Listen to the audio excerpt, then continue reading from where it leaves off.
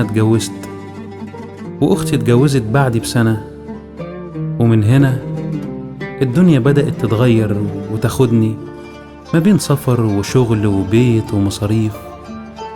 وفي يوم لقيت عمتي بتتصل بيا بتقولي انت ما بتسألش ليه على ابوك انت واختك، وقعدت تبكت فيا بشكل فعلا ضايقني.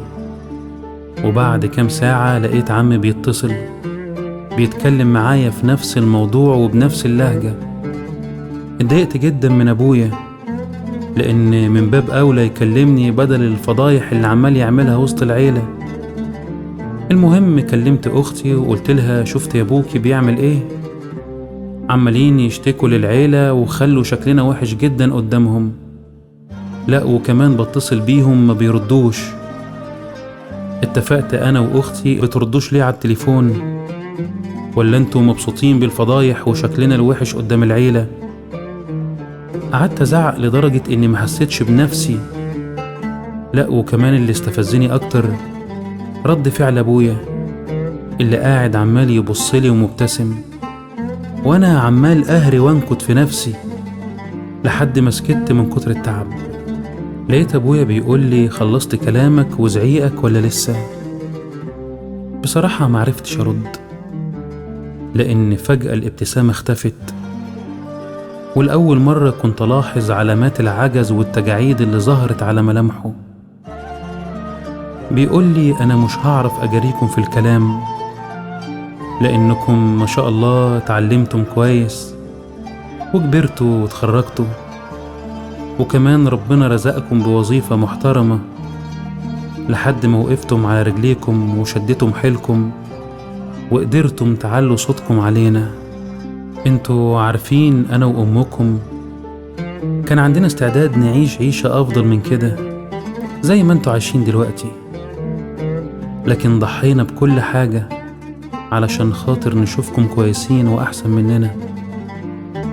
لكن الظاهر إننا اهتمنا بتعليمكم وقصرنا في التربية.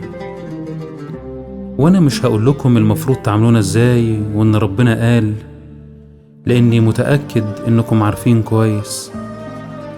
لكن أنا خايف عليكم، والله خايف على كسرة قلبكم لو عيالكم في يوم ما سألوش فيكم وعملوا معاكم زي ما انتوا بتعملوا معانا.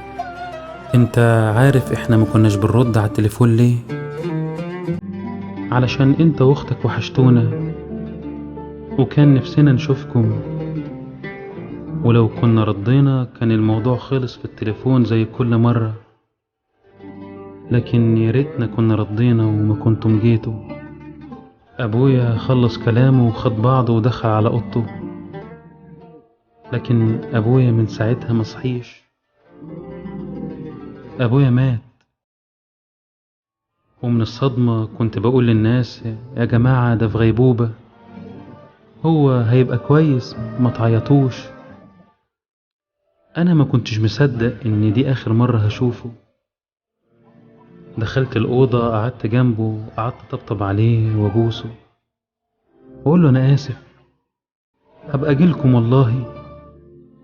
وحاجة جوايا تقول لي خلاص فات الأوان، أبوك ما عادش سمرة جبل، علشان لو الجبل ده اتهد صدقني هتتبهدل جدا من بعده.